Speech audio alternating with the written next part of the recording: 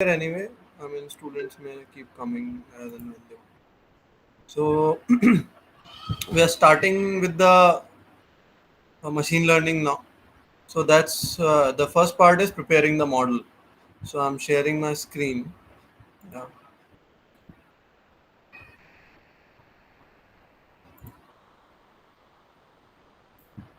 So preparing to model. Basic steps of machine learning we have already seen in the previous lecture. So when we are the first step was data collection. Now, as far as the data is concerned, uh, there are several different types of data when we talk about data collection. Okay, now let's first see that how many different types of data are there. Any idea, you guys? How many types of data do we have?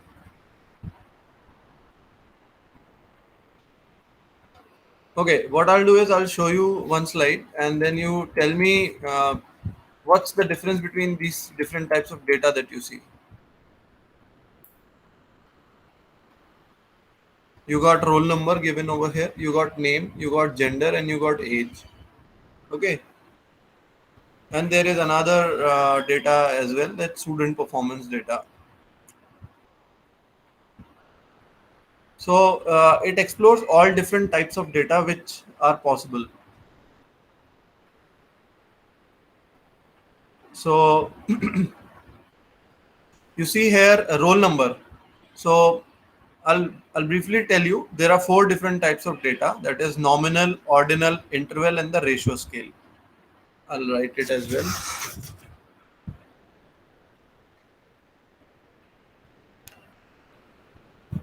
Nominal, ordinal, interval, and ratio scale. There is no other fourth form of data. I mean, as far as the classification is concerned, you can have qualitative and quantitative also. So, or you can have categorical data or nominal data. So, right now, broadly, the most popular form of classification of data is nominal, ordinal, interval, and the ratio scale.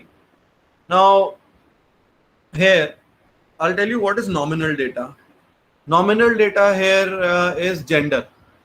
Okay, that is male and female, or color is a nominal data, because there is no order in it, there is no ascending or the descending order, there is no rules of algebra are not applicable to the nominal data. So we represent it by male, female. So even though if we represent it by 1 and 0, let's say instead of writing by male and female and I represent it by 1 and 0, can I find average of this, or can I sum it up all up? Like if male is 1, if male is represented by 1, female is represented by 0.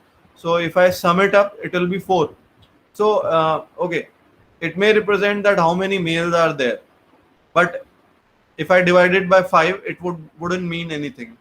Getting it? So we have, that is first form of data. Do we have any other nominal data over here?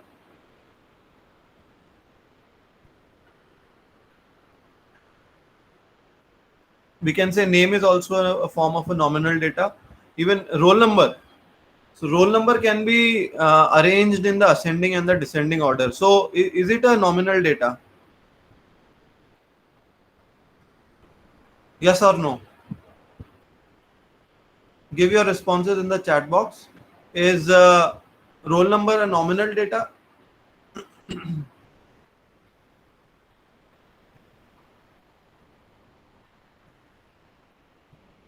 So I'm explaining again. Nominal data, yeah, nominal.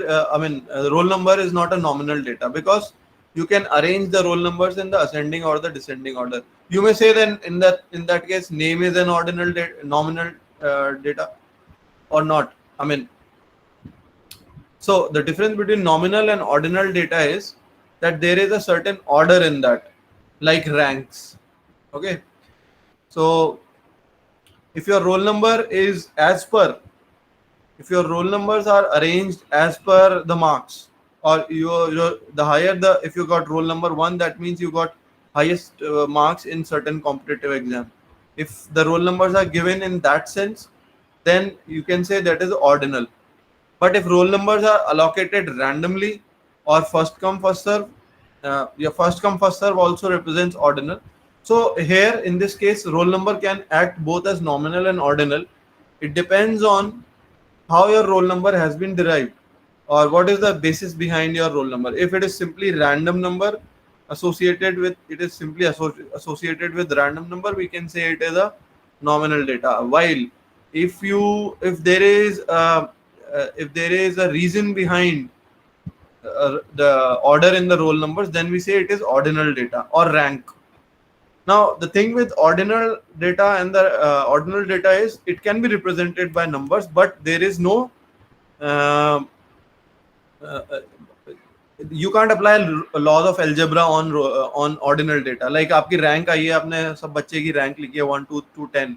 So if you find out average of those ranks, it wouldn't mean anything. Getting it? So ordinal data means that you can arrange it in ascending or the descending order, but there has to be a plausible reason behind those uh, arrangement. Then you have another form of data, that is age. Now interval and the ratio scale are very much similar to each other, except ratio scale has an absolute zero, while interval scale has no absolute zero, it is relative. Okay, now is age a ratio scale or an interval scale? And all the rules of algebra are applicable on these interval and the ratio scale. The markings on the ratio scale, like the adjacent markings on the ratio scale, they are equally distant from each other. Like on your scale is there, or any measurement device which the graduations in that measurement device are equally spaced. So then in that case we may say it is a ratio scale or an interval scale. Okay, so can age be zero? Can age be zero? I mean, when you are just born, you may count that as just being born. So you may take that one as your starting point and can be absolute beginning of it. So we can say that it is a ratio scale. Marks, which are given in maths and science, and percentage. So can marks be zero? Yes, marks can be zero. So that is again a ratio scale. I'll ask length. So can length be zero? Or can height be zero? There are two things, length and height. There are two different things. Height is again another physical parameter which is represented by length only. So can height be zero?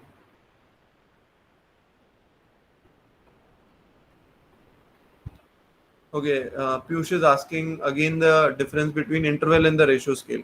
So ratio scale contains zero, an absolute zero, while interval scale is relative and it does not contain absolute zero. So can you tell me time? So time can be on both the scales. Let's say if I'm starting some activity right now, I'll say on if it is having zero in it, time t equal to zero we write.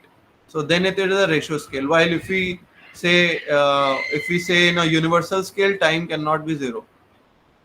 Okay, I mean, we don't know about Big Bang, and I mean that is all questionable. Still, has time ever been zero or not? So nobody knows that. So if you look at the universal scale, time is on interval scale. While you look at in a ref, if there's a frame of reference, then we say it is t equal to zero is a ratio scale. Okay, now can percentage be zero? Yeah, of course. If you are scoring 0 marks, your percentage would be zero. Can you repeat why number cannot be nominal? See, I never said that number cannot be nominal. like gender, male and female. If I represent male by 0 and female by 1, I'm representing them by numbers, right? But still they are nominal scale because there is no order in that. There is no relative degree of comparison between the male and the female. You getting it? I can represent colors or state. Still, it's roll number. Okay, Pratik is saying it's a roll number. So again, just like what I said, time can be interval of the ratio scale. It depends on the situation in which you are telling it. Similarly, your roll number, if it is simply a roll number and it is not indicating any, it is simply randomly assigned roll number, then it can be a nominal data. But if there is an order, like your class roll numbers probably represent the time of reporting of you. So the one who has joined first in the institute or registered first in the institute got that certain roll number, whichever you've got. So that in that sense it will be an ordinal. Okay, but if it is totally random, then I would say it is nominal. Okay, still you may say if you have any reservations regarding my explanation, you're welcome. I'm happy that you are at least asking questions. So Pratik, am I clear over here? Sir, actually, I'm a bit confused regarding nominal and Huh? ordinal. I'm not 100% clear about the fact that why roll number is sometimes nominal and once you are saying it's ordinal as well. See, Because the roll number is a thing what is that the rationale can't be behind the zero. roll number? You have to look from that point of view. Is there a rationale? If I find out the averages of the roll number, does it mean anything? No, sir. No. Okay. So if there is an now another thing between ordinal scale is that uh, the if 10 students are there, student 1 and student 2, student 1 performance and student 2 performance and the student third performance need not guarantee that they are equally distant from each other. Getting it? So this is another characteristic of ordinal number or ordinal scale. But then again, I come to your point that I think you are convinced that roll number should be ordinal, right? If I say that roll number should be ordinal all the time, so you are happy with that?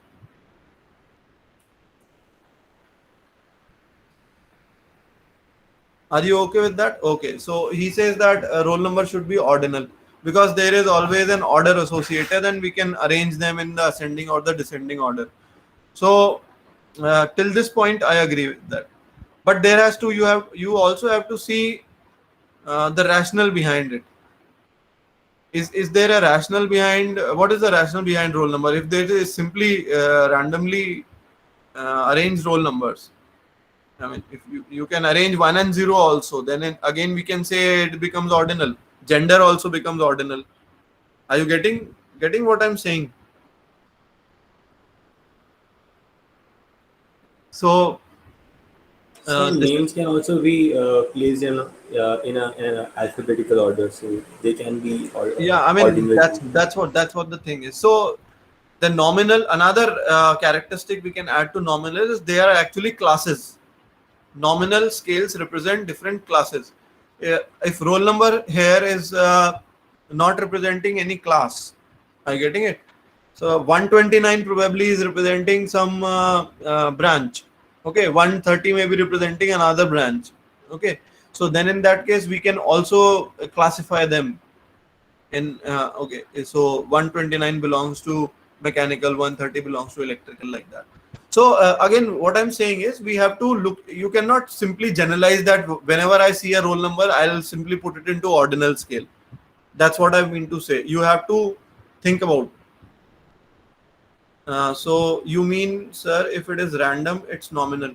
No, I won't say if it is random, it is nominal. It's just that there is no rational. If there is no rational associated with that, and if there is a class associated with that, like 129 is representing mechanical engineering students, so we can think about whether it will be nominal or ordinal.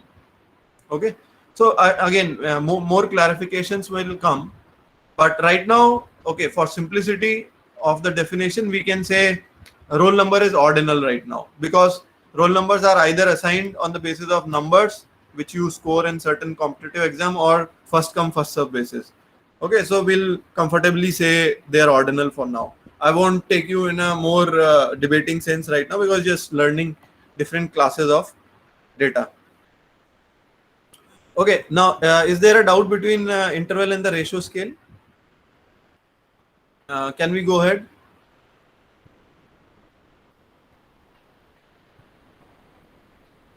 Okay, so this is something new which we have learned. Why it was important to learn about this different forms of scale is that you can't apply all kind of techniques on every kind of data. Okay, there are separate ways, or and even you have to handle different type of data in a different way while uh, you are making the model. So we will definitely see that, and I'll show you the code also today. So what we observe in this data set, there are 4 attributes. The attributes: roll number, name, gender, age. So these are I'm talking about the student data set, the first one. So there are 4 attributes in it, and we can also call them features in terms of machine learning language. Okay, and they can, now we can also, at times you may find them to be told as features. They may be also called as variables, they may be called as dimensions, or they may be called as fields. So different names you would find to these things, like characteristics, attributes, features. All these are interchangeable at times. Okay,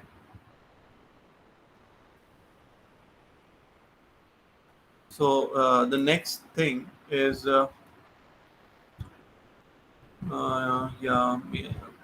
So another we can say is qualitative and quantitative data. So name, gender, and name and gender are qualitative, and quantitative data would be we would be your roll number, age, maths, science, marks, percentage. These are all your quantitative data. So qualitative data, again, yeah, qualitative data is also called, I'll write that.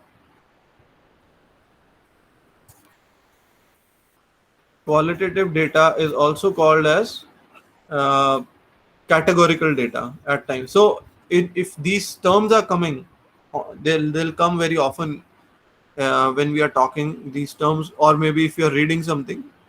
So these terms will often come. Categorical data. So qualitative data are called categorical data. So in qualitative, nominal and ordinal come in qualitative, and interval and ratio scale come in quantitative data. Quantitative data. Okay. Good, average, poor again is qualitative. Okay, and I'll repeat again. Ordinal data is a kind of data which possess the properties of nominal data, and can also be naturally ordered. So they have the properties of nominal data simply for the reason that they are categorical, and you can they are representing some categories. Okay, while nominal data has no numeric value. Now let's clarify your confusion which was there. Nominal data has no numeric value. So soon you convert nominal data into numeric value. It can be, and it can be, if it can be ordered, then it becomes an ordinal data. Okay, so you wouldn't say that a nominal data means it kind of data will exclusively belong to one class only. It can be and if you convert the data into different form, it will belong to a different class. Okay, like we know happy, sad. Like I give you a scale of 1 to 5, in which very happy, neutral, sad, and very sad. Okay, so right now it is nominal data. Okay, as now I can give numbers to it: 1, 2, 3, 4, 5. Okay, and when I give that as a 1 2 3 4 1 2 3 4 5 number, it becomes ordinal data. While it is not an interval data, because the distance between sad and very sad to neutral is not same, so it cannot be the quantitative data. It becomes a categorical data. Okay, so this is how we treat it. Now, when we will be doing your hands-on on the data, that time these type of things will get even much clearer. Then after that, we come to exploring structure of data. So let me show you one.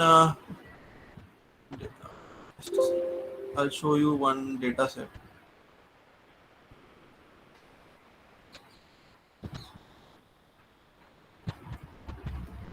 So what you see on the screen right now is a Spider interface. Although in the class we are using Jupyter, but I have been using Spider lately. So again, you'll be doing all this, whatever code is written over here, you'll be doing yourself all these things. But for explanation purpose, I'm using it right now. Okay, so let me show you data which we will be exploring. So the data is of AutoMPG. So yeah.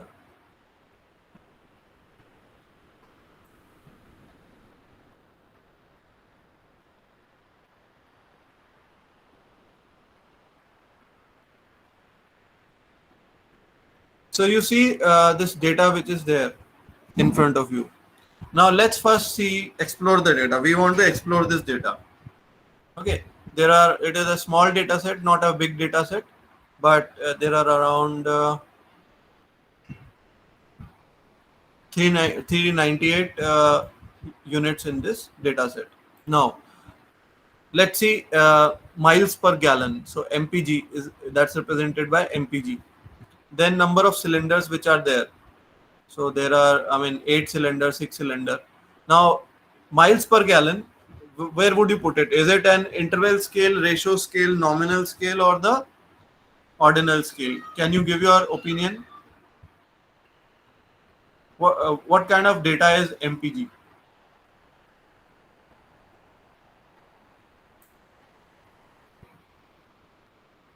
Yeah, can you give your responses? What kind of data is MPG? Yeah, so your MPG can be 0. Yes, so it is a ratio scale. Cylinder. So let's see how many types of cylinders are there. We'll put a filter on it. Anyway, whatever I'm doing over here can all be done in Python also. So exploration is easier in that sense, but we'll come to that. So there are 3 cylinder, 4, 5, 6 and 8 cylinder. Okay, so what is this cylinder? Number of cylinders basically. So what kind of data is cylinder? Vineet is saying interval. No, Vineet, it is a qualitative data. So you would put it in a nominal scale or ordinal scale. Is it a nominal data or an ordinal data? All of you, I want all of you to give your opinion whether cylinder is nominal or ordinal.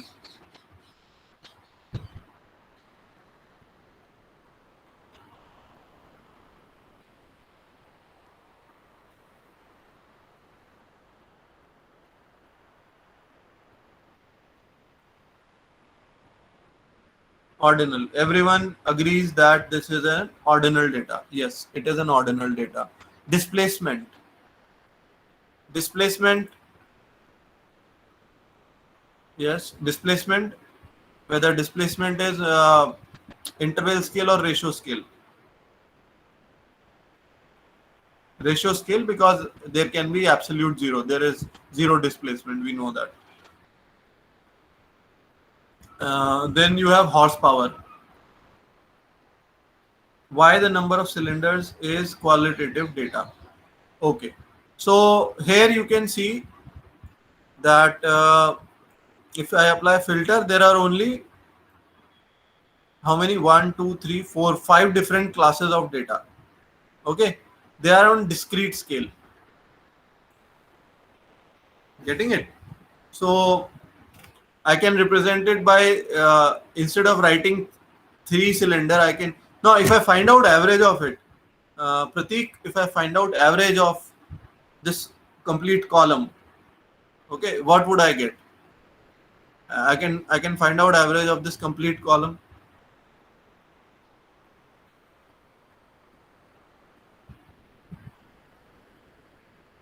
Yeah, so I'm just doing that.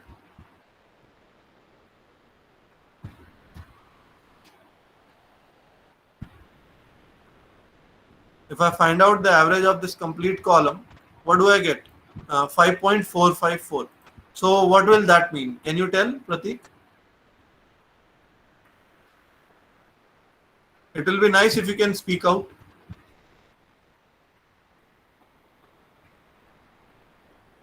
You're there, Pratik?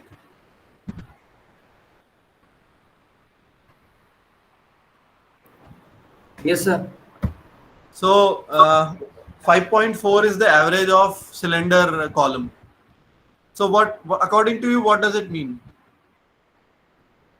Sir, on an average, each car may have 5 to 6 cylinders.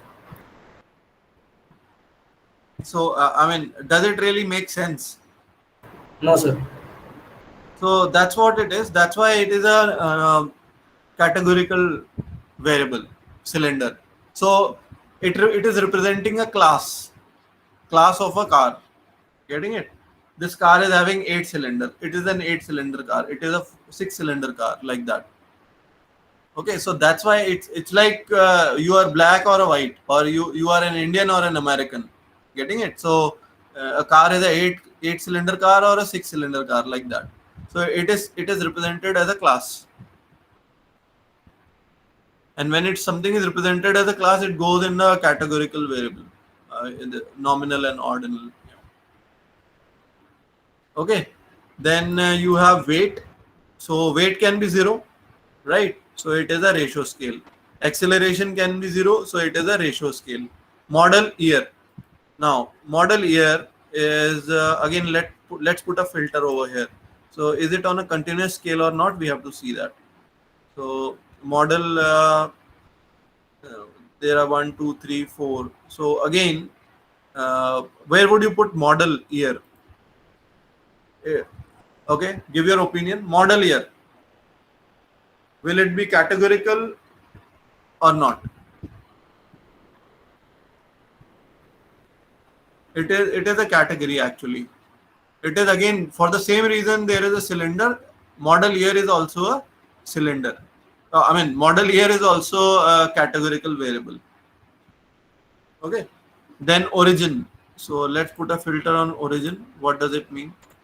So you have only 3 options: origin 1, origin 2, or maybe the manufacturing plant from where it is coming. So 1 represents a kind of a manufacturing plant. Second, 1, 2, 3. Okay, so Vineet is asking, how can weight be 0? We are not saying mass. Vineet, we are not saying mass. We are saying weight. So acceleration due to gravity, if it is 0, then weight can be 0. You agree or not, Vineet?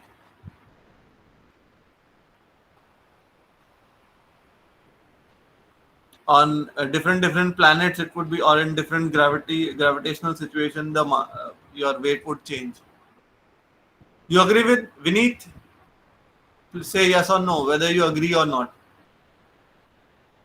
Sir, isn't that okay? So you mean to say if I should have written mass, there should have been a mass, although it wouldn't change the way we are going to treat the model over here. But we live on Earth, and okay, so let's say we okay, let's not go out of Earth and keep it in the interval scale.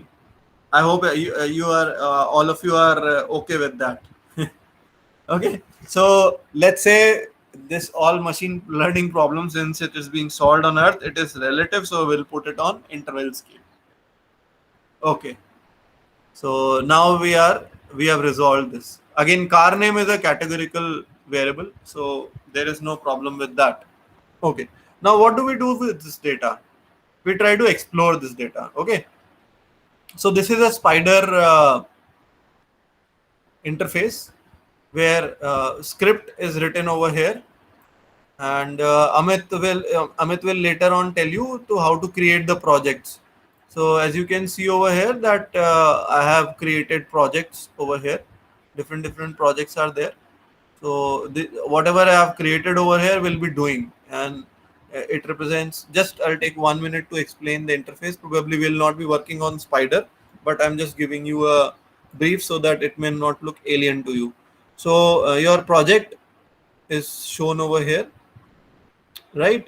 And your comma separated, we generally use comma separated values file. I mean, Excel we converted into CSV because the Python is more friendly to CSV type of files as compared to even XLS. It will work. Excel file will be you can load the Excel file and work on it, but then it is more friendly for CSV for the reason that the developers, probably the Python developers, are more interested in using it. So it, over a period of time, it has evolved like that only. So we generally use CSV files when you are using Python.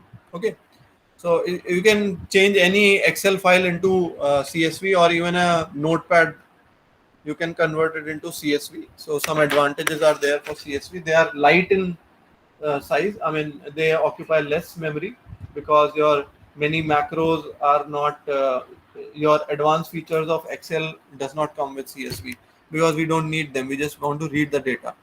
Okay, तो ये हो गया है.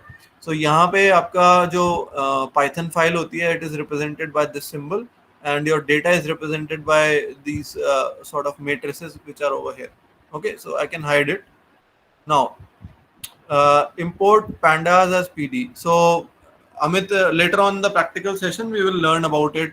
Pandas is a kind of a package which helps us in reading matrices. Okay, we can deal with arrays. So first what I do is I import the file. So I'll just run it. I'll right click and I run selection or the current file.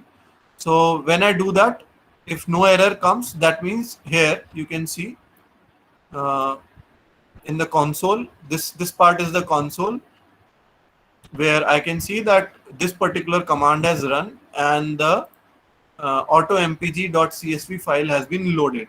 Okay, now I want to know what is the size of my data set, because it is not possible to explore your data set. For bigger data set, no, you have to scroll down and there are 1 lakh rows, so you can't just keep on scrolling down, and at the same time there could be 150 variables across. So आपकी पूरी Excel sheet ना यहाँ तक पूरी empty रह जाएगी, like that. You can go to this. Now I want to know shape of my data, that how many rows and columns are there. So for that I will run this command over here. So first, before running command, I make a data frame. सबसे पहले आपको data frame बनाना होता है. तो यहाँ पे हमने एक command डाली है. सबसे पहले I mean after importing के package के उसको चलाने के लिए एक driver है. मतलब हर जना हर चीज, एरोप्लेन चलाने के लिए आपको पायलट चाहिए, एंड कार चलाने के लिए आपको कार ड्राइवर चाहिए, right? So similarly here, pandas is kind of a driver which will drive, which know how to maneuver your data through arrays. So md equal to pd dot read underscore csv. Okay, so with this I read the data and I put it in a data frame. So md is representing the complete data frame. Auto mpg की जो पूरी matrices है, पूरी जो data है उसको उसने store किया है md में. तो जब भी मेरे को डेटा कॉल करना है तो मैं md को पहले स्पेसिफाई करूंगा कि आप पहले md में जाइए, अब वहां पे आपको ये मिलेगा, ये बताना है. Okay, so to find the size of the data, अब मैं डेटा सेट का साइज जानना चाहता हूँ. So data set का size जानने के लिए I can run this. There are many ways of doing that. One simple command is print md dot shape. मतलब आपकी जो data frame है md जो पूरी आपने matrices उठा के डाली है, so md dot shape. Dot shape means मैं उसका shape जानना चाहता हूँ, और आप print जो भी करना चाहते हैं वो argument इसके अंदर पास करेंगे. So I'll right click and run selection of current file. So but yes, Jupyter में बड़ा सुंदर दिखता है. I mean Jupyter, when you run it in Jupyter, इसके नीचे ही it looks more systematic. So although I don't know, I started with Spider and I started liking this interface, so I'm working on it. So आप यहाँ पे देखेंगे 398,9. That means 398 rows and 9 columns are there. So we can verify it also. You can see 1, 2, 3, 4, 5, 6, 7, 8, 9. आपके 9 column हो गए हैं and 398 रोज हो गए हैं. ओके, सो दैट्स व्हाट ये इसने पूरा आपको बता दिया है शुरू में. Then row count also we can find out. I mean इसको generally we have to create a variable every time we are calling out these shapes. You can directly print this also, or you can make it more fancy. The row count is equal to something like this. So as we have already seen in the previous session, so here you can see the row count is 298. So again row count equal to md dot shape means md is that way. We have already defined md as representing the data frame, and in the data frame I want to know the shape here. Zero index means, can anyone tell what does zero mean over here?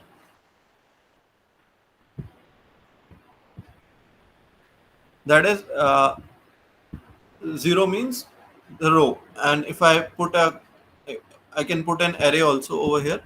So let's see what does this give. Just a second. So let's see what does this give. Print, I'll give print x.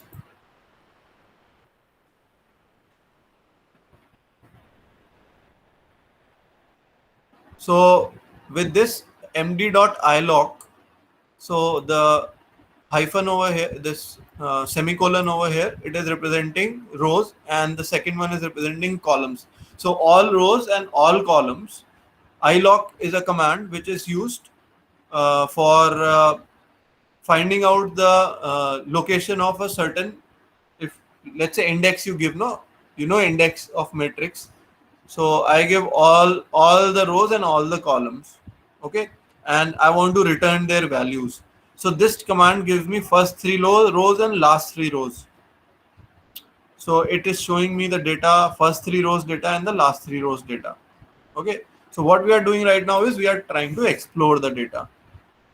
Then now can you tell ये क्या बताएगा? Column md dot shape 1. Shape 1 means it will tell me how many columns are there. Okay, so we can run this one exclusively. So the column count is 9. Okay, so it will give me that. Now it can be done in alternative form also. You can directly do the md dot columns or md dot. Okay, so let's see the columns of the data are. So what I have shown is here different ways of doing the same thing. So if we run this, we can get now it returns not the number, but it returns the variable names. Okay, so the columns of the data md dot columns is going to return the first row, or you can say the top row, which is representing the name of the columns. Okay, and this one, the name, this is going to return to me the names of the columns of the data are. So 2 different ways doing the same thing, except that in this it did tell it is an object type or it's a categorical variable. These are all object type in the sense it is giving the variable names, and it is not quantitative. Now printing the column of a, if I want to print one particular column of a data set, let's say I want to print MPG, I know the variable MPG and I want to print that. So it is going to print the complete column. But before you do that, you have to tell in the print command MD, that is the data frame. In that data frame, I want to print.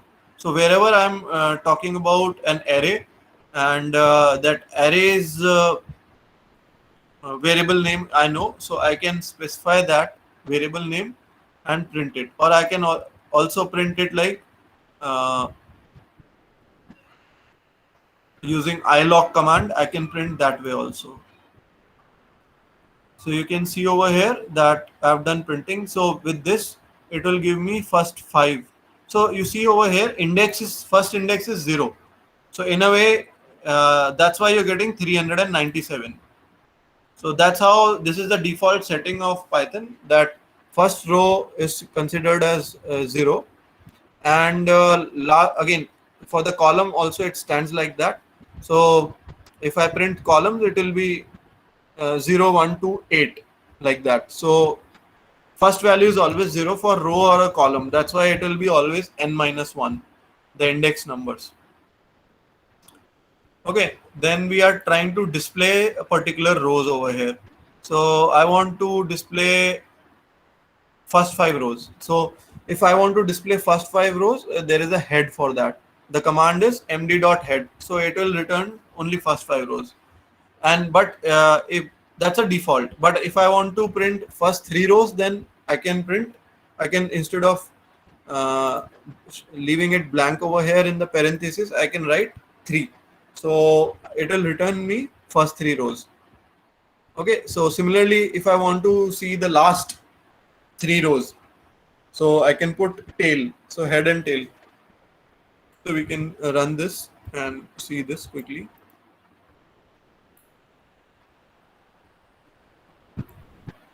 So the first 3 rows and last 3 rows, we can see that 31.0, 419. So this data quickly we can show that.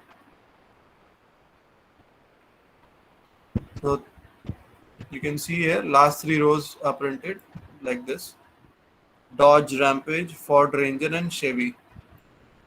So Dodge, Rampage, Ford Ranger, and Chevy. So first 3 rows, last 3 rows, we can print like this. Now, if I want to get a particular column of a data, I can do that. So as I said, md dot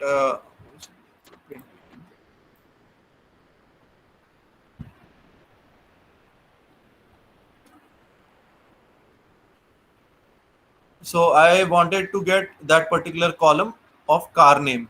So I use this command md dot location. It's basically location. Location is all the rows, all the rows and the car name.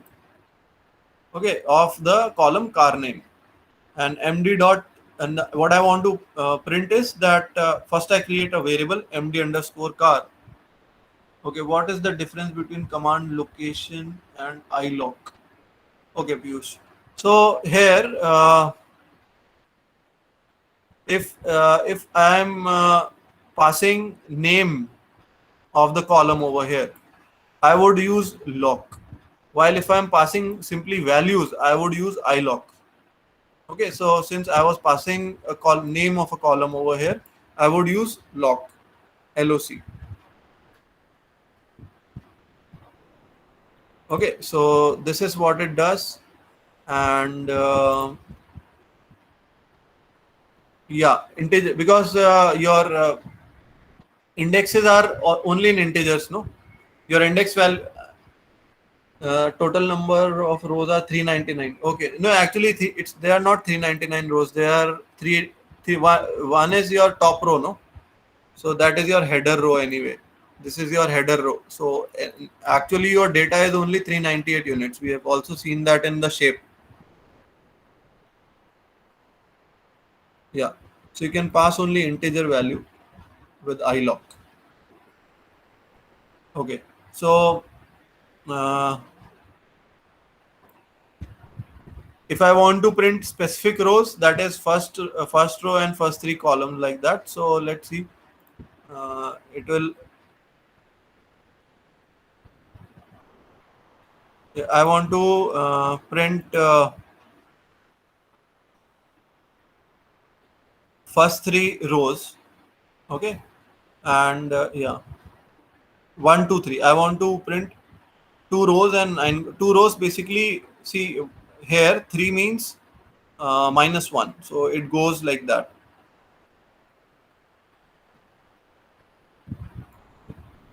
Now, if I want to, more details will be, same algorithm will be also discussed by Amit in more detail, where he'll be. So I'm just telling you what all things we can do in exploration and what all things it will return. So if you are still left with some doubts in coding, he will definitely help you with that.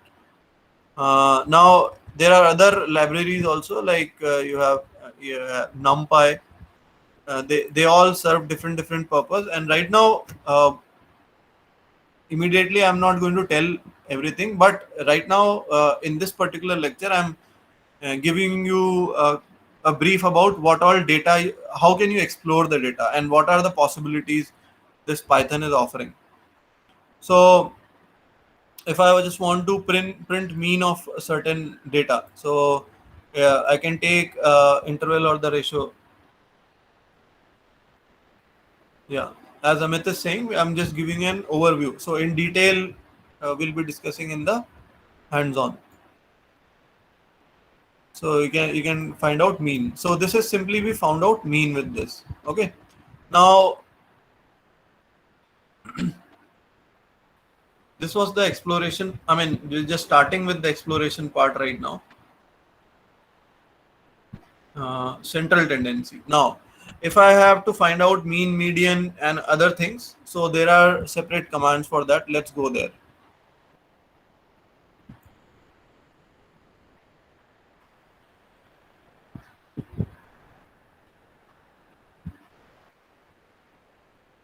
Normalize plotting, standardize.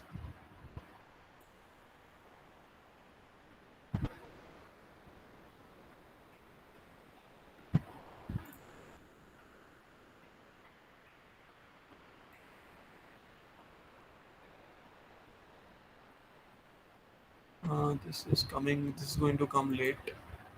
Just a second. I'll open the project.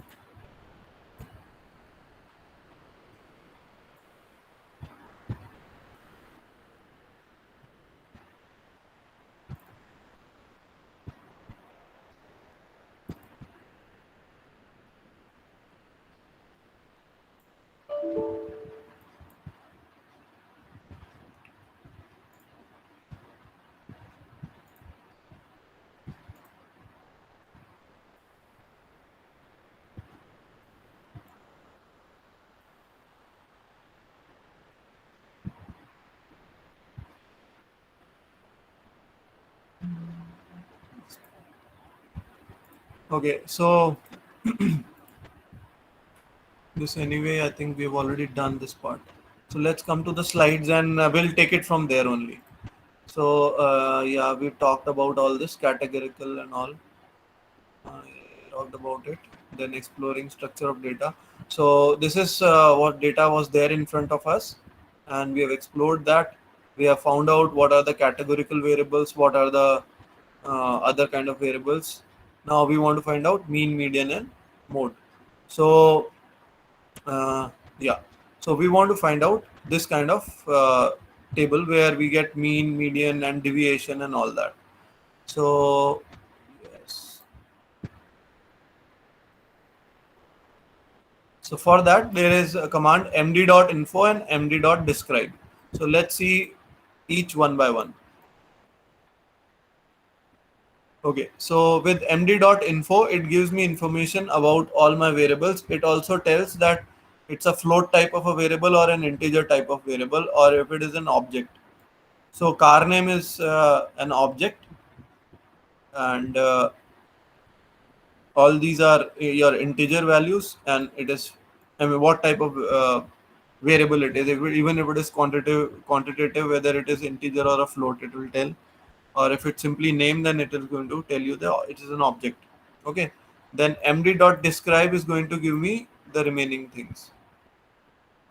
So I can simply pass on one command and it will give me all the data which I want. Like it will give me the frequency, that is count, and I can also undock it. That means I can enlarge only the output, so I can see it on complete screen. So you can see here I'm directly rather than taking mean of individual column, I can get mean of all the possible. So here these dots, can anyone tell me what are these dots for? Is there anything missing? Is there any variable which is missing over here? Anyone? Is there any variable which is missing over here? Weight is missing. 3 columns are missing. Yeah. So weight is missing, and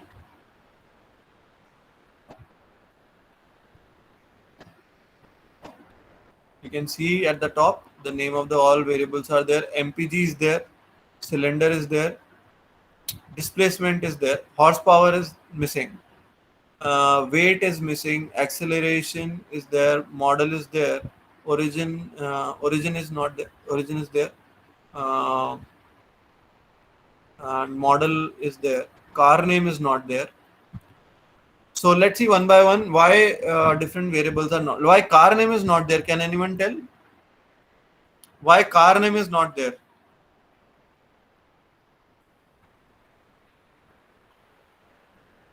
So for the simple reason car name is not there, because you can't find out mean. Only those variables are displayed by describe command, on which we can apply the laws of algebra. The variables on which laws of algebra can't be applied, those are not displayed. One. Now you would say horsepower पे तो लग सकता है laws of algebra, फिर उस पे क्यों नहीं display हो रहा है? Himanshu, can you tell why horsepower नहीं दिख रहा है यहाँ पे? Do you find anything peculiar? All of you. इसमें horsepower क्यों नहीं दिख रहा है हमको?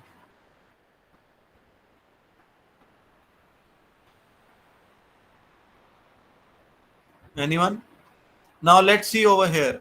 ये सब 398 है सारे, बट ये 392 है. हॉर्स पावर में 6 वैल्यूज गायब है. देखते हैं. So let's go to horse power and see. यहाँ पे फिल्टर लगा के हम चेक करेंगे.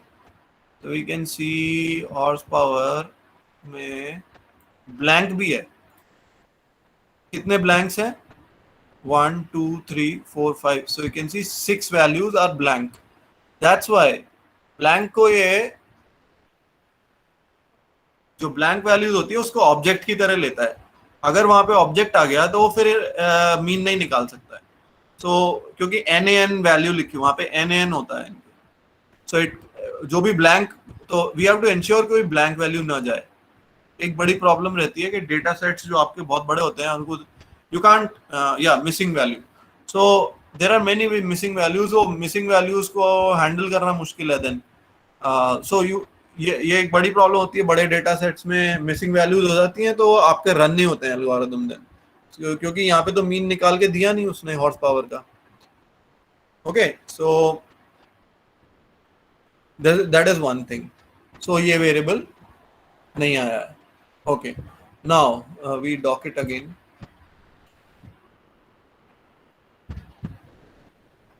So this is what we were doing with the exploration part. Now so that's why you see over here question marks are there for 6 different rows. Horsepower in all these 6 rows, there's a question mark, and question mark simply means that NaN, capital NaN. So that's why we have to first take care of this. तो ये जो भी हम कर रहे हैं अभी before modelling, जिससे पहले हमारा मशीन लर्निंग मॉडल बनाए, हमको डेटा के साथ ये सब ट्रीटमेंट करना पड़ता है. Why weight is not described by md.describe? Yeah, weight is not there. I forgot to talk about it. Amit, you are there?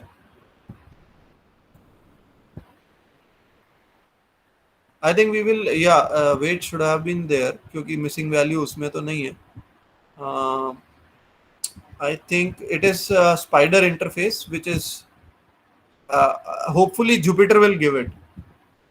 It is in the spider interface. This is an issue where it does not give you the whole description of the data, but the dot dots are indicating something. That's for sure. But it's not that के ये weight नहीं दिखाएगा. I think it will show in the Jupyter file. We will see that. Amit, you explore that. It should show in the Jupyter file. So Yes, sir. as Amit was telling yesterday that these kind of minor differences are there because uh, Spider is more for developers point of view. So that's why the user interface is not that great. At times you can get these kind of issues where not all the columns are shown. Getting it? If you want to see certain column, you know all the variables यहाँ पे लिखे हैं, वो नहीं दिख रहा है आपको पता है तो उस variable को आप अलग से print करा लो, उसका आप अलग से describe करा लो. Okay, so that can be done. So now Amit will take over, and I think Amit, we should also tell them how we use arrays. Array related Yes, sir. commands also you should tell. Yes. Okay. So shall I start, sir? Yeah. So everybody got the yesterday's assignment, the problem one.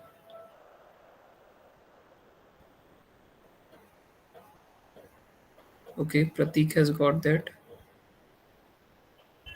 Tina has done it. Okay, yes. Okay. Rest of the people, have you tried it? At least taken the what you can say input from the user, because that much we have done in the class, right?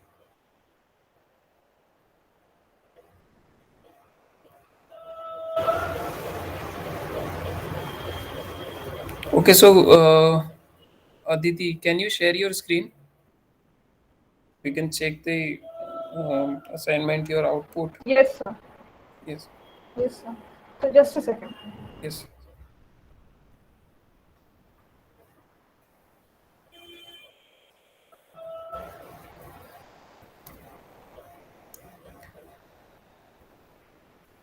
Rest of you also check for the code and compare it with whoever will be presenting here. Okay, I'll ask two more people to show their code.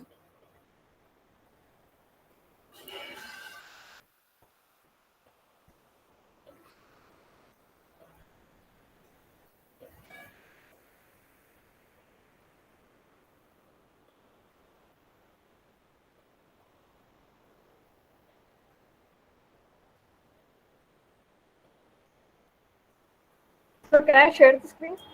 Yes.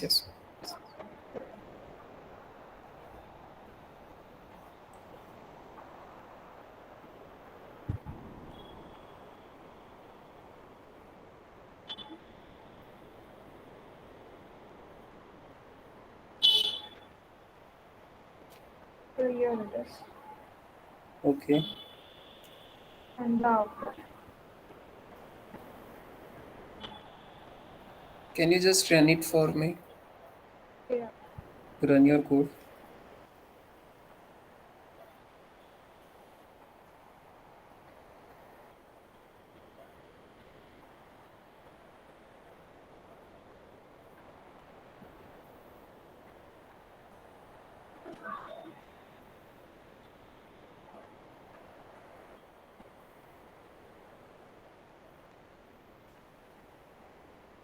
Okay, right.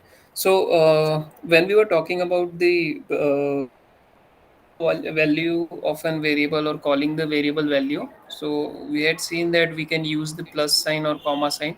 Here Aditi has used this f inverted commas, right? So this is also one type of syntax that you can use while you are calling for your output variable value, right? So it's another way. So in coding, there will be always multiple ways to perform a function or get an output. So it's fine, whatever you are comfortable with, right? Okay, Aditi. Okay, right. Okay, you can stop sharing. And Piyush, can you show it?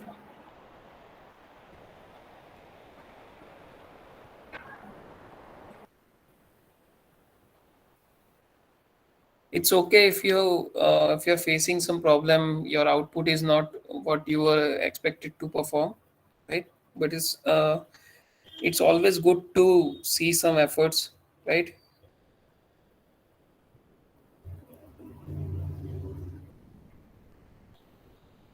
Okay, I didn't save that code yet. Okay, okay, okay. So others also, you need to save your codes, because as sir told you, at the end of this course you will have to submit all the assignments and all the codes that we have performed in our lectures and tutorials, right?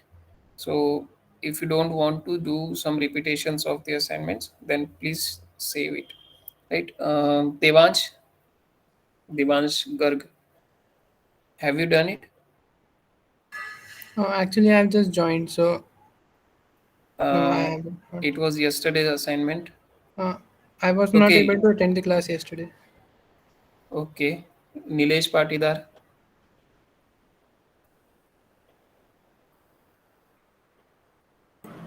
Sir, I was not able to Okay, differentiate the dates and all.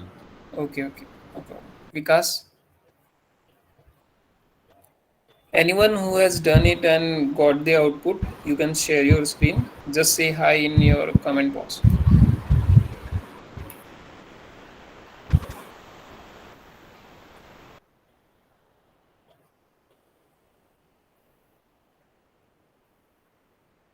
So, anybody?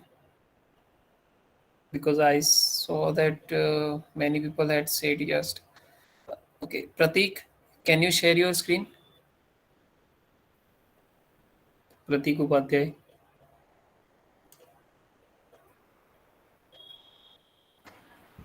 Amit, we can go ahead. I think they are still Okay, in a learning phase right now. So let's see. Let's give them okay, some okay. time. Pratik is sharing. After Pratik, we can start. Huh? Yes, yes.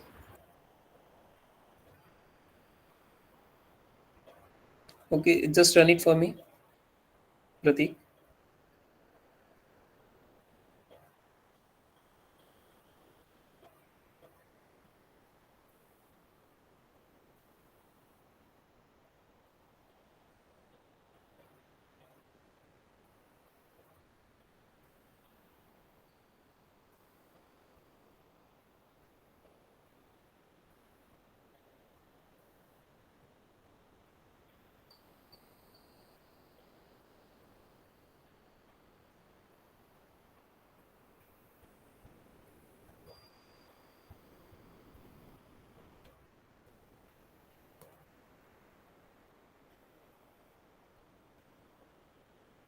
Okay, okay.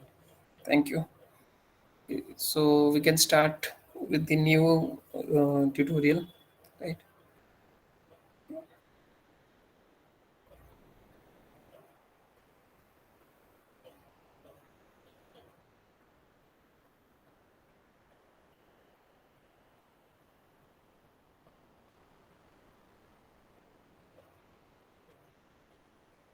Okay, so yesterday we saw some. I guess if you have, who was the last one? He has used Pratik, right? Pratik has used this if command or if loop for getting if whether the condition is true or not, whether the second person is younger than, if his age is less than or not, right? So for that type of cases, we can use the logical operators, or right, whenever you want to get some conditions into your system or into your code, right? Okay, so we'll start with this first one. We had run it in our first tutorial also, so we'll do it with. Okay, so whenever there are double equal to's. So that will mean that we are asking the system to check whether two entities on the left hand side and right hand side are equal or not, right? So 1 is equal to 1, so the condition is true, so that will give us an true value, right? For 1 is equal to 2, we'll get an false value, right? Okay, it's raining here. We'll see that only single equal to sign is there, so that means we are assigning the true value to the variable name, to the variable named as it's raining, right? So if we run it, the value will be assigned to it. Then if we run it, then it will give us an value. Now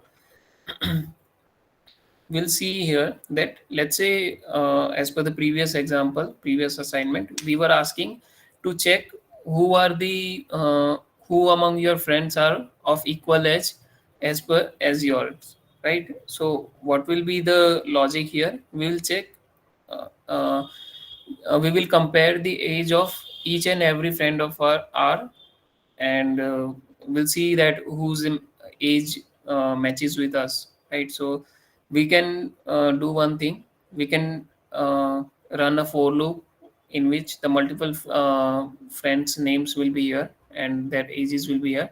So we'll do that.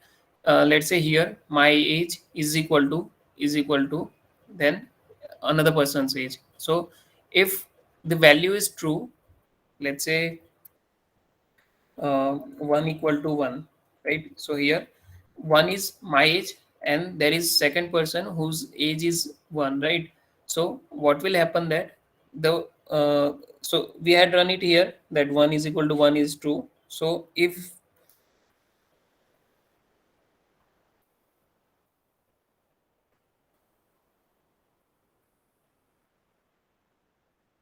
okay, if 1 is equal to 1, the ages are same, then that value will be assigned to its raining variable, right?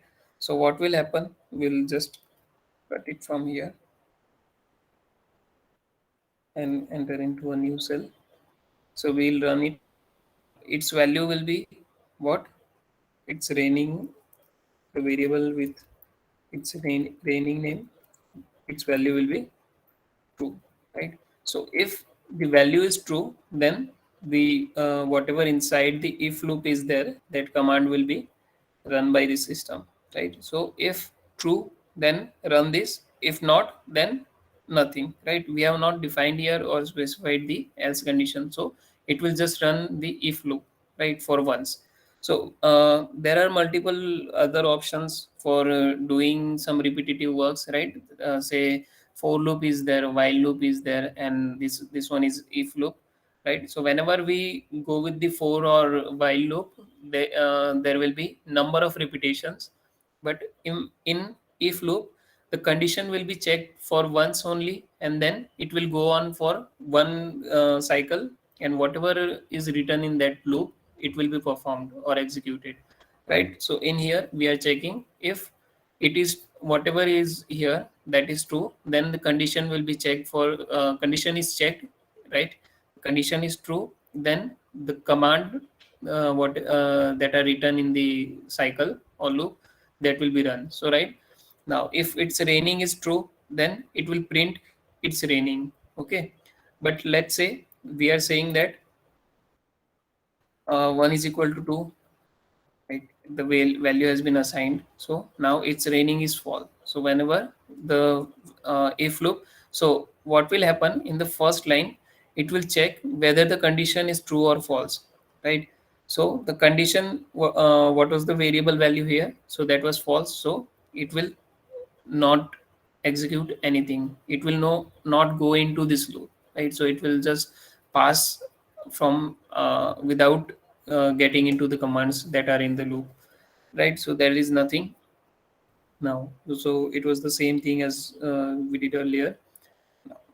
Okay, if this now, okay,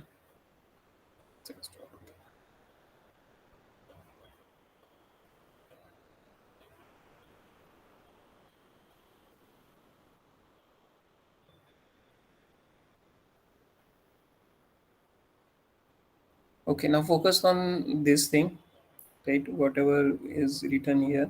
So we'll go to the first line. If the condition is, so if it's raining is what the condition, what will be the value of 1 is equal to 2? That will be false, right? So condition is false. So whether we will go into this or not,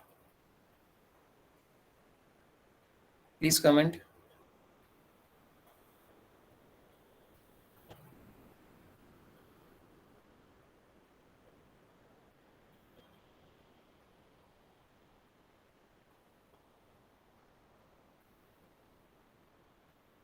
Are you guys getting what I'm trying to say, or we can just slow down and you can perform the codes?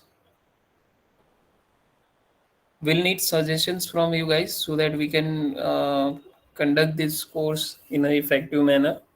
So if See, it there can't is, be one way. So Yeah. we can't assume that you learn whatever we are doing and you are getting it. So you have to be Okay. conversant when you are Can you doing. repeat? Right. Okay. Thanks. Thank you, Pratik Syed.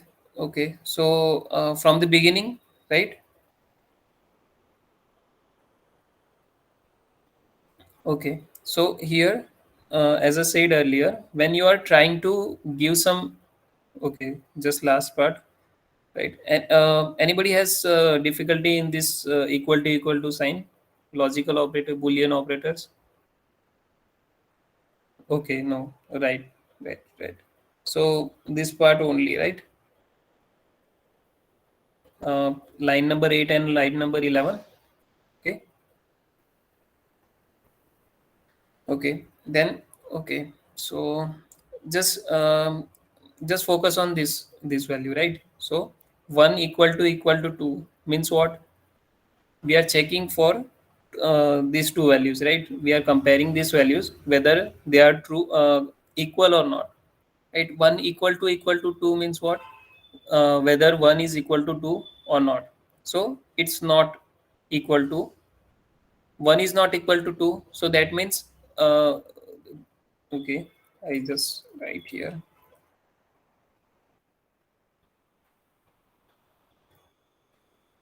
It will be just like this, right? So first line we have written, it will have the same meaning as the second line. So we are asking for this condition whether it is true or not.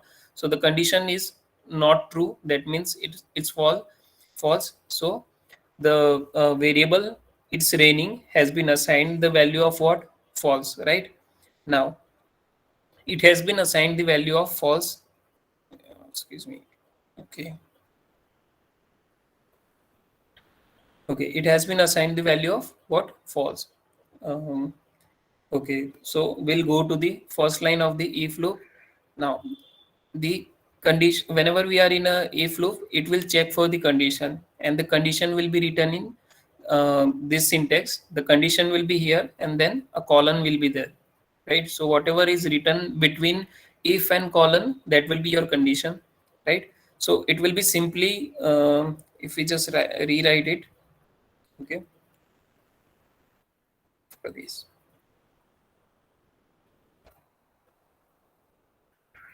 Now, focus on this thing, on condition. What was here? The condition is it's raining, but what is the value of it's raining? That is false, because we had run it here. So it's raining variable has the value of false. That means if false, then run this.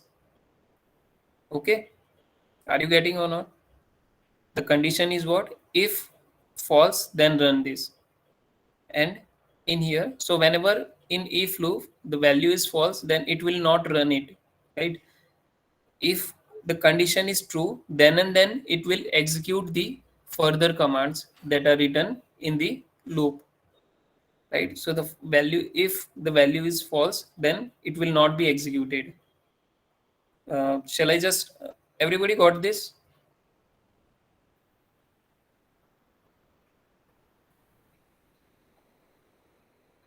Okay, then why in 11 it is executed, right? Okay, in here, because this was pre-run by me. Whenever you are doing some execution before, then you will see that the this is my input and output is also there. So the output is also stored with the file, right? So that is why it was there. Right. Now if I just rerun this, you'll see that there is nothing after 12. Okay, clear? Now if I just change the condition,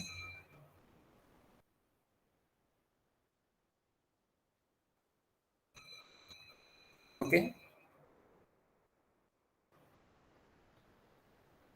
so I change the condition to true. That means the code that is written in the loop, that will run. So if true, then its raining is equal to false. Now if I just ask you an impromptu question, so if I just input here, it's raining. Can anybody tell me what will be my output here? It's okay. Okay, false. Sayed is saying false. Tina, Vinith, okay, false. Aditya is also saying. Anybody who think it, okay, everybody is okay. Okay. So you got that the latest value that is assigned to a variable, that will be the its last value or current value, right? So if true, the condition is run, its raining variable has been assigned the false value, and it will print the value of this. Now if I just rerun this code after this, what do you think what will happen? It will give me an output or not?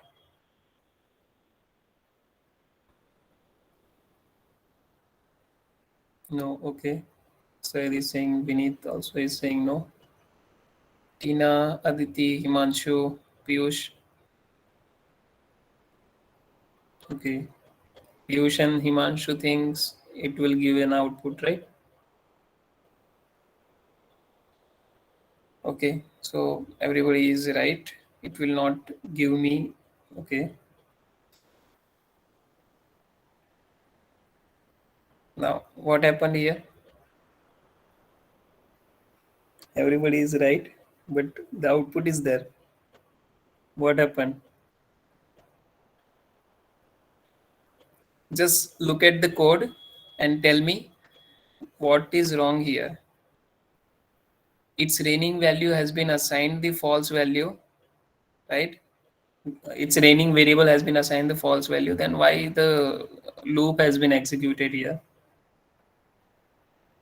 True in the condition. Okay, Sayed is saying maybe passcode. No, no, no, Vinith, that is not the case. So you can check here whether you are executing the past code or not. You will get the numbers in the shell, right? So the latest number is 14, and that has been executed, right? So Syed is right. That loop will be executed only when the condition in here is false, right? But the condition in here is true. That means the loop will run here. Now, if I just change it to it's raining, then what will happen? What do you think? Let's say it's okay. Just two questions. Okay. So just give me an answer for uh,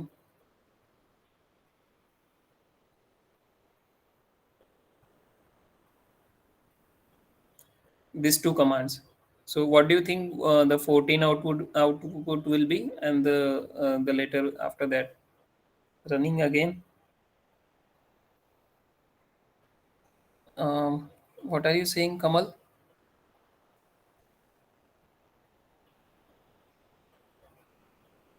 14 will print. Okay. Kamal is saying 14 will run, and let's say this one is 15th. Then what do you think? 15 will run or not? So here is saying no output. Just specify for 14 and 15, right? So 14 is there and 15. Okay, no. Tina said just specify please whether for 14 there will be an output, or and for 15 there will be an output or not. 15 will not. Okay.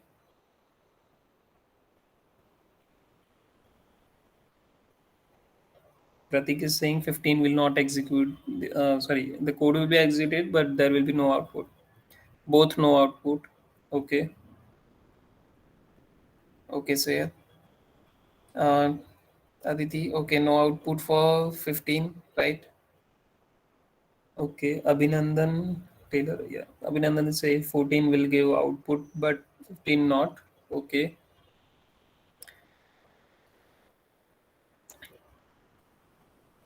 Okay. So, are you guys running with your codes or just looking at in my screen? Are you doing it parallelly or? Okay, I guess there is no time, so no, you are not doing it. Okay. So, whenever there is an confusion, what you can do, I'll just say print what is my reigning value. Okay.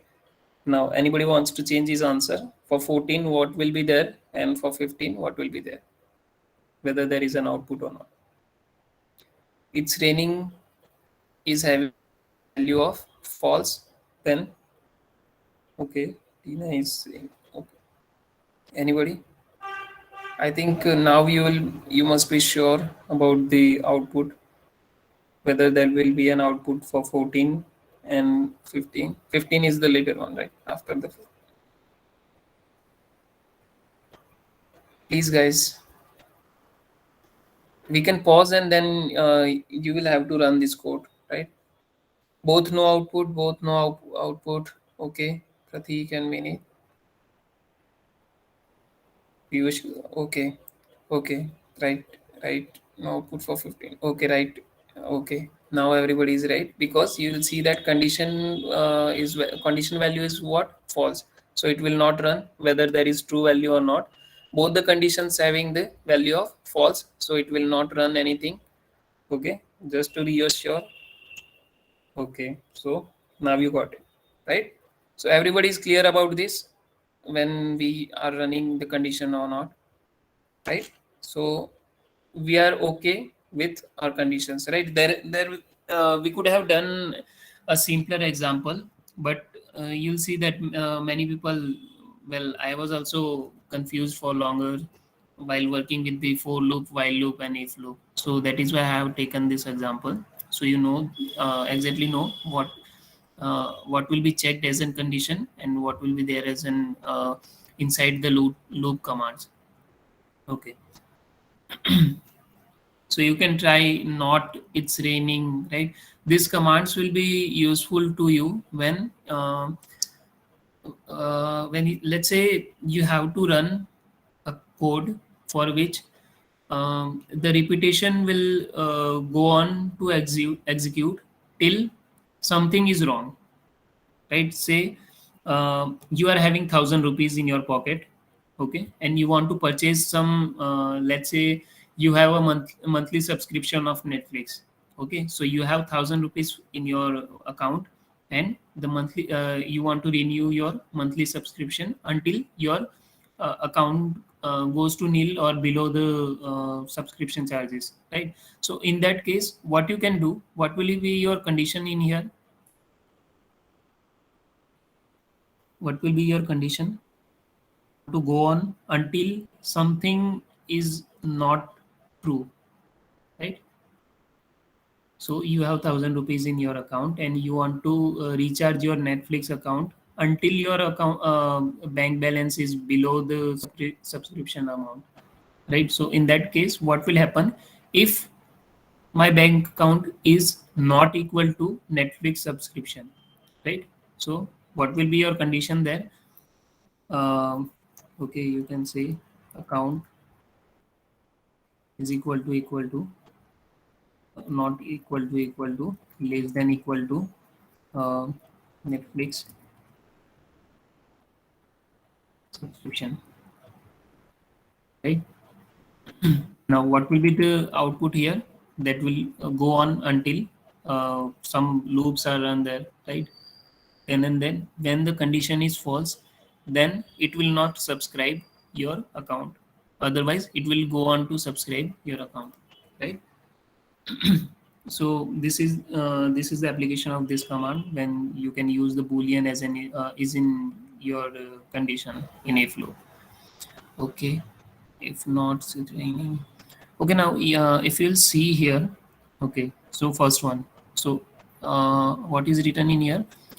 Here it's raining is given as true, and if loop was given here. So let's say if it's raining is true, then it will print this out, and if not it's raining, if it not it's raining, then it will print this out. So you will see that both the black and white conditions are covered in here. So first condition is what? If there is raining, so we will take it and take it in as an simple example. If it's raining, then it's true, and if not raining, okay, not raining, then is equal to false. Okay.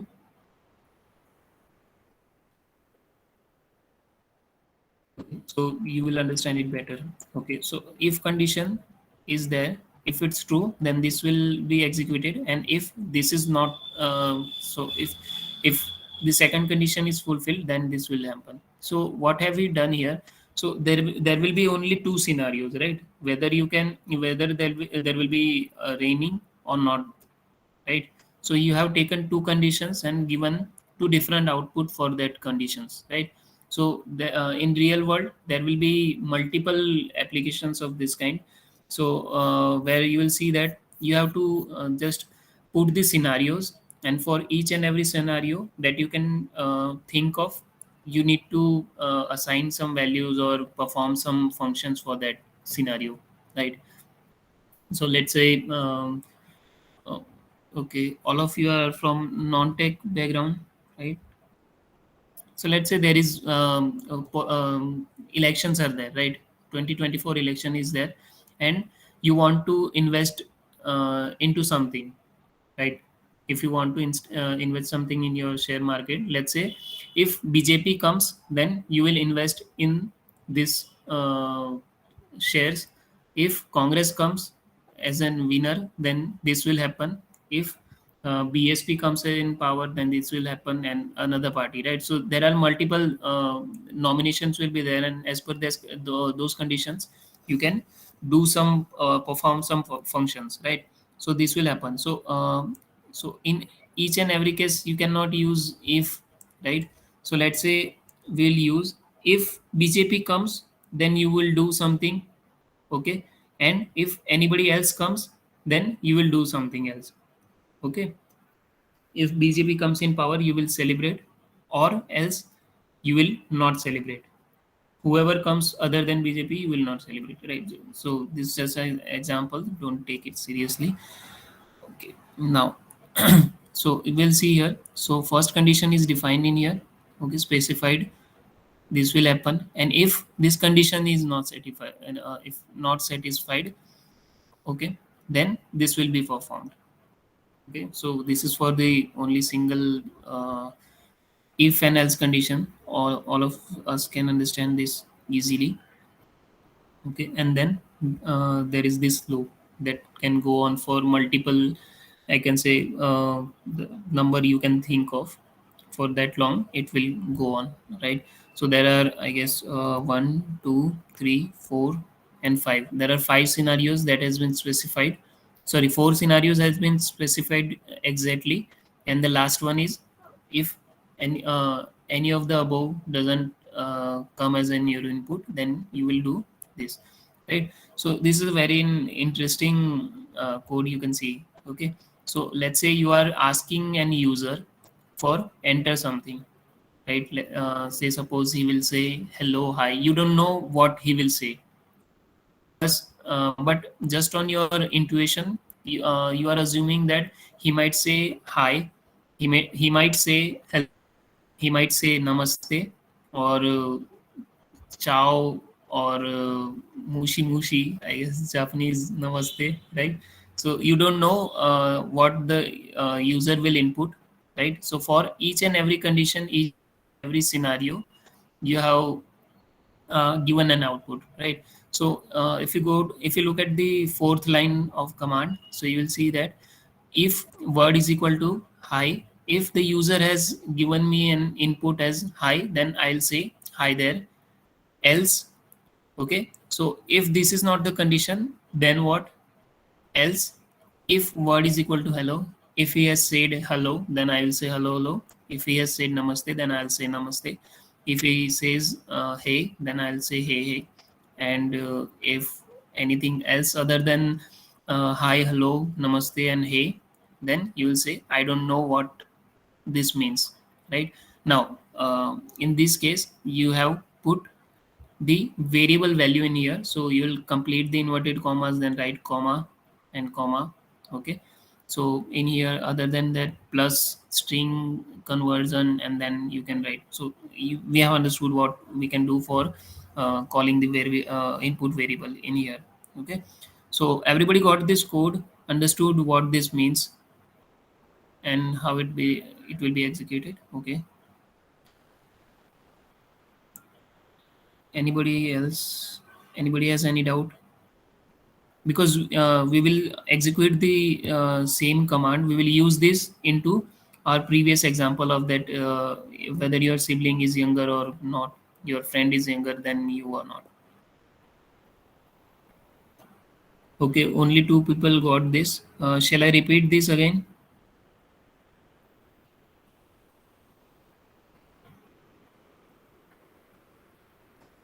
Hello.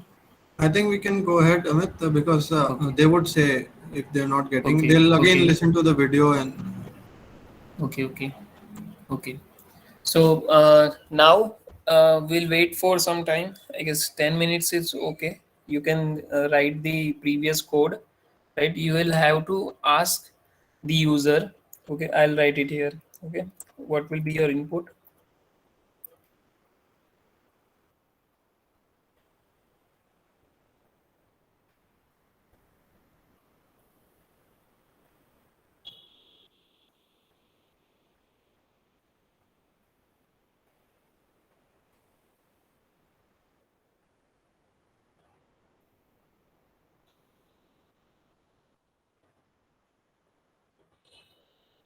You will ask age of three friends, I think.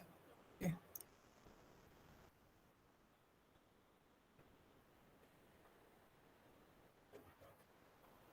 What will be the syntax here? Age of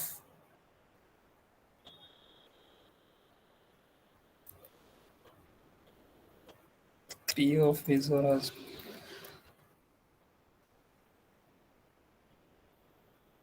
Because you will ask for four input from your user, and then your output will be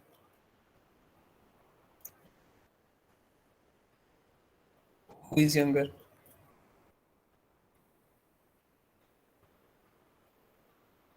Is the youngest. So everybody got this. What we have to do here, you will ask the user for three of his or her friend and age of, okay. You have to ask three friends age and his or her age, and you need to give an output of who will be the youngest one, right? You can say take input of the friends as friend 1, friend 2, and friend 3.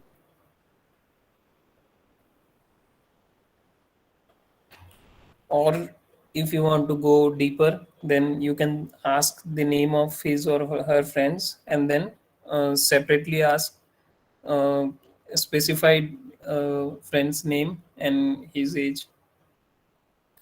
Let's say you are asking for his friend's name, A, B, and C. Then you'll ask what is the age of A, what is the age of B, and what is the age of C, and what is your age. This will be the input from the user, and then you will calculate that who is the youngest one.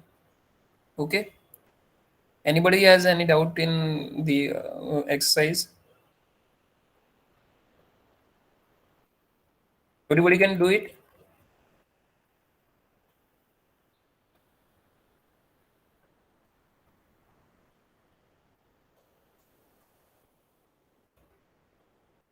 Let me know if you are comfortable or not with this problem. We can change it to.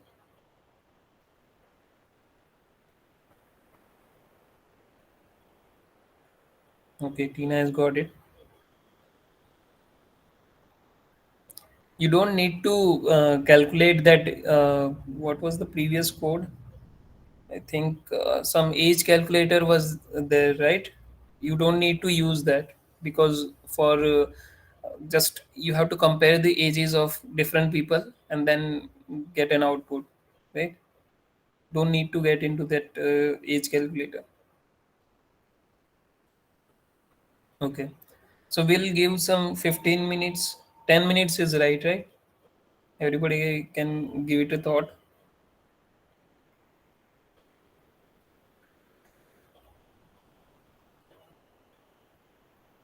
Okay.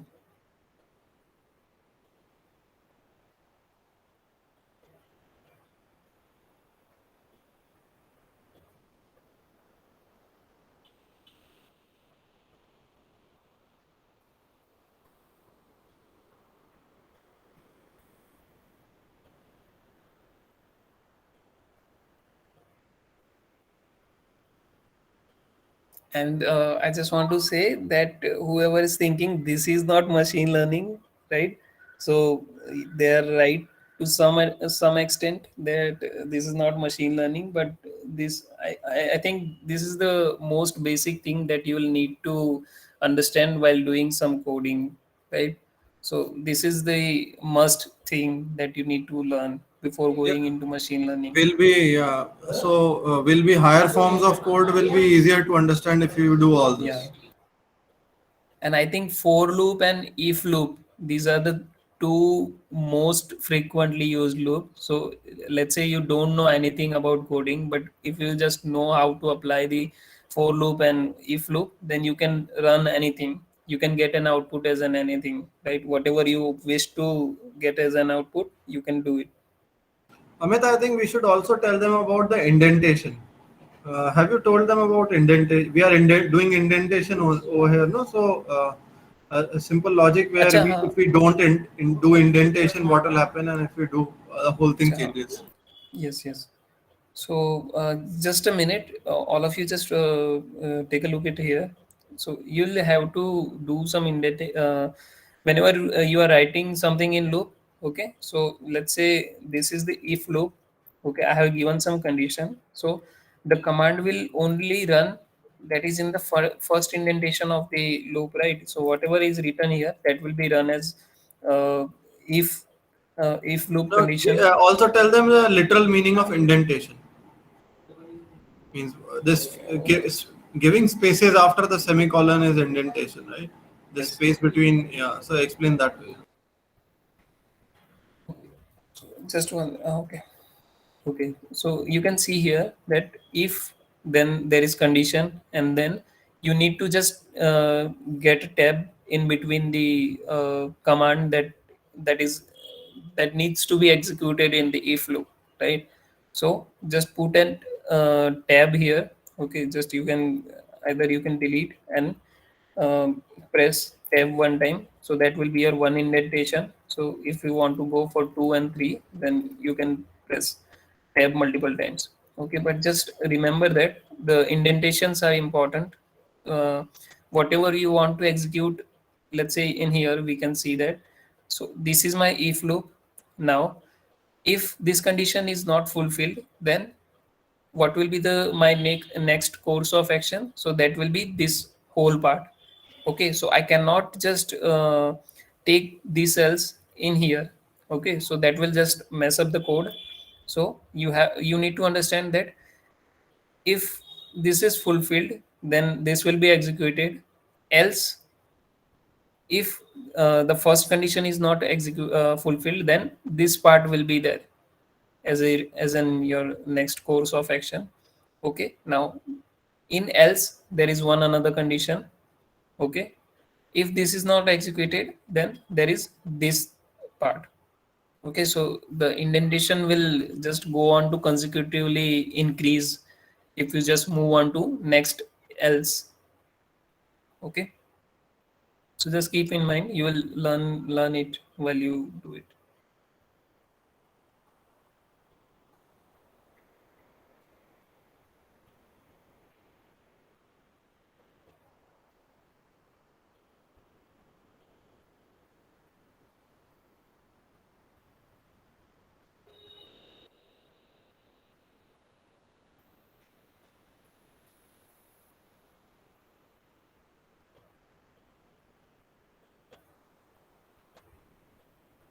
So we'll do it. I mean, 8:15 will again resume for another 15 minutes.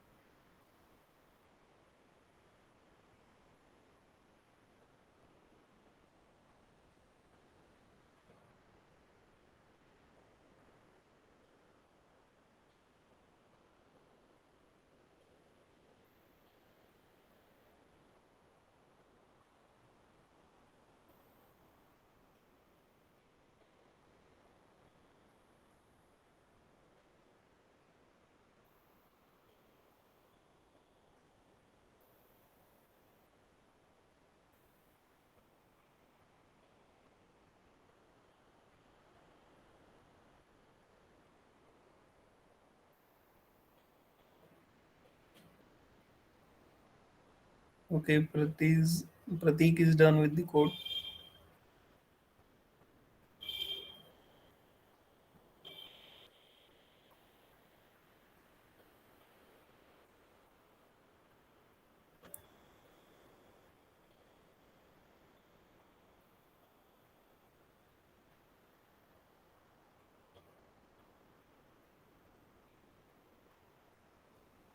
Vikas is also done.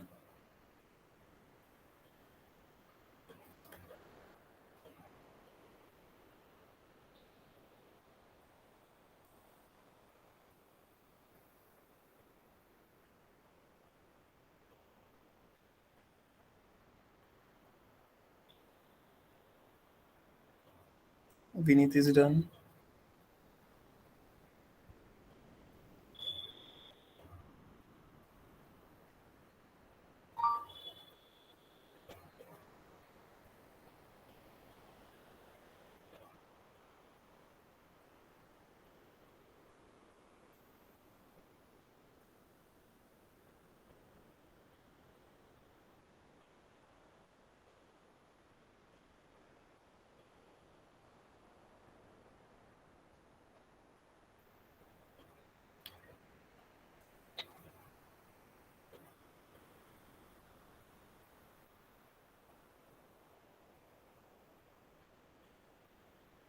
Kamal, Tina, Aditi,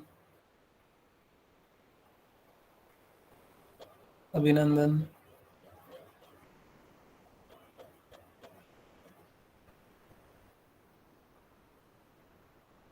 Okay.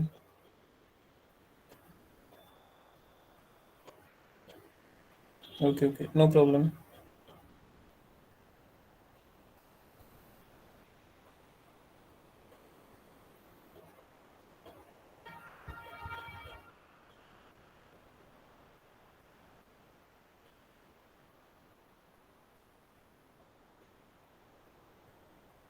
So I think this style is better, right? We can do first 20 minutes something. We can learn something new, and then work on an exercise for like 10 minutes or 15 minutes, right?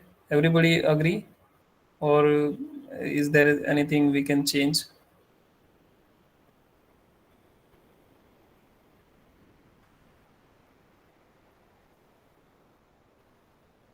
Okay.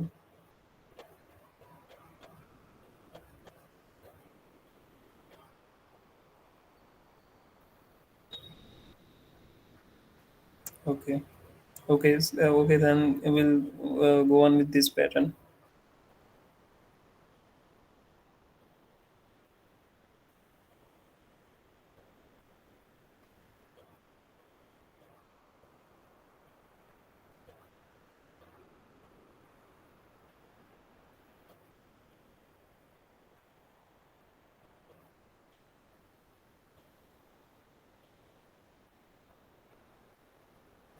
We can start, Amit, now. Yes, sir. So, Pratik, can you share your code? Let's stop sharing. Just say yes, Pratik.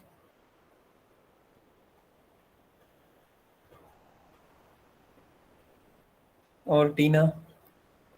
Just say yes in chat box so that I can stop sharing, or otherwise I will share my code.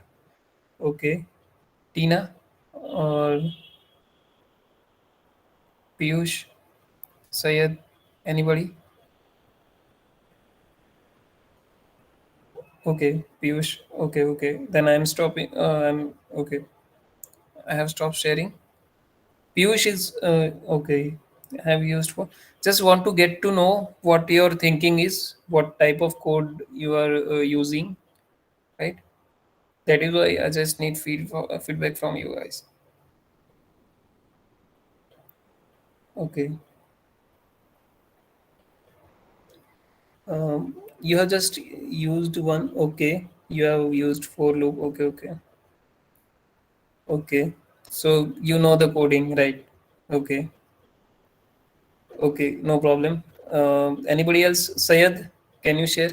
Okay, Piyush, you can stop sharing.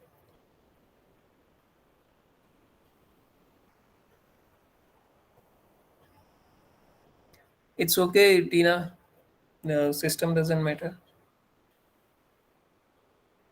So you are using PC or you are using this course in mobile and then you are doing on your laptop.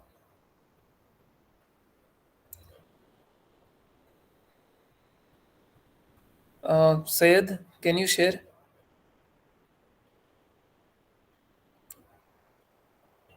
Yes, sir. I'm trying to share, but I don't know what problem there is.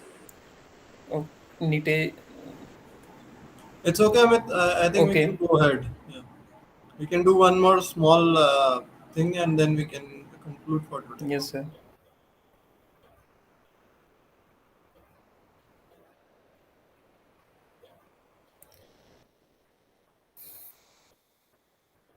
Okay, so this is the simplest one I could think of, right? So first you have asked the user for an input, how old are you? Then you have asked for one sibling, how old is he? Okay. Do you have any other sibling? Okay, I have done it for sibling thing, right? So you can do it. You can use it for your friend. So you are just asking. So you can remove this line with third line, right? Okay. Then for youngest one, for finding out who is the youngest one, you have I have just here the use the simple uh, logic, right?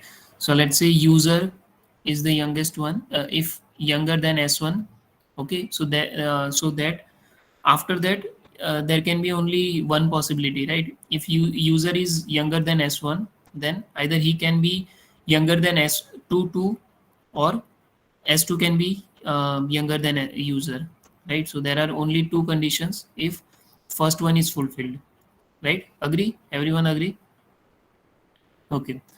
So if user is younger than S1 also and user is younger than S2 also, then he is the youngest one. Okay.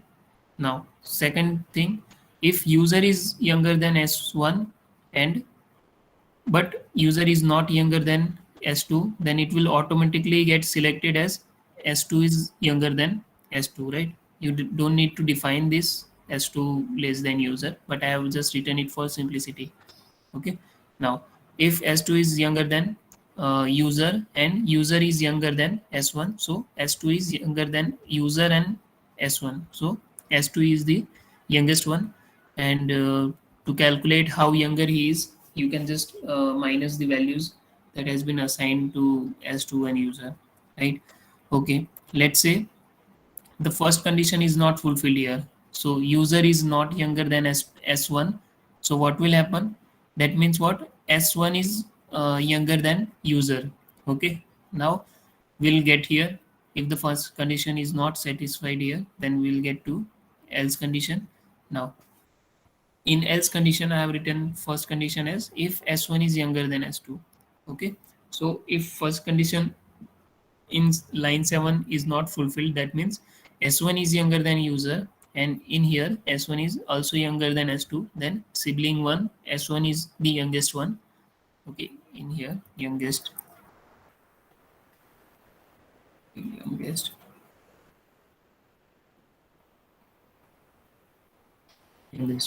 Okay, so sibling 1 is youngest, and then you can calculate the age. Now here the second condition, I had written it here, here explicitly, but I have not written it here. So you can see that both will run just fine. Okay, if you just run this, it will ask how old are you, let's say 38. Okay, how old is your sibling, let's say 12. Sibling 1 is 12. Do you have any sibling? Yes. Now, uh, how old is your second sibling? And it's 67. Okay, so you'll say that sibling 1 is the youngest one, right?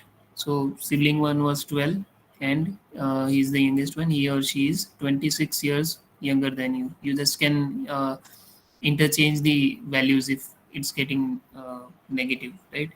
So that's the thing. Okay, so everybody got this, right? Understood this. If somebody is not able to run execute this command or get an output. Okay, Himanshu got this.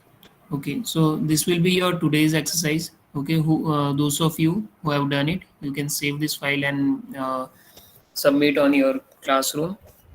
Okay, and those of you who could not run this, can just take note from here. Can we send the screen? You can send your PDF file, right? So why send the screenshots? Are you asking for the WhatsApp group or classroom? Piyush?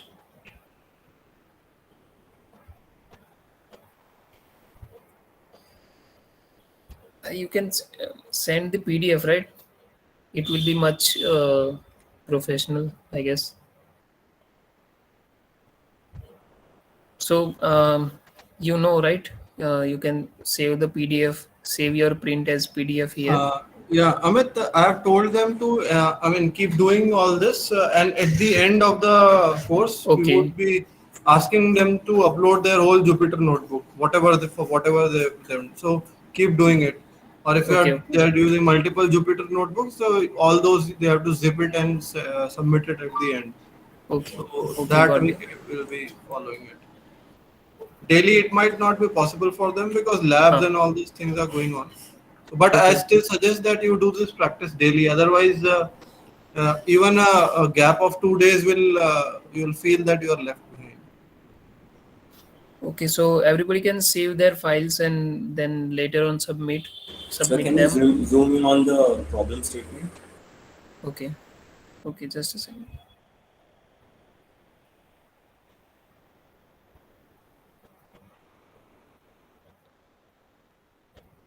Is it fine? I can just type it in your Amit, you can chat post it in box. the WhatsApp group. Yeah, Okay. there are many students who might not be attending but might be watching video or maybe. Hmm. So you can just put it in the WhatsApp. Sir, can we share it on classroom? Yeah, that will be. Yes. You can use that. Huh. You are anyway Okay. instructor added as instructor. Okay. Okay. So I'll share the problem exercise number 2 on the classroom as an assignment. Okay.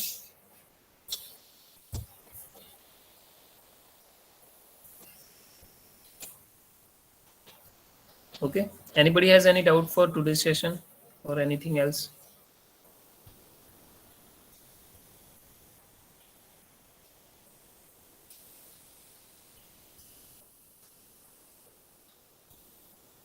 Okay.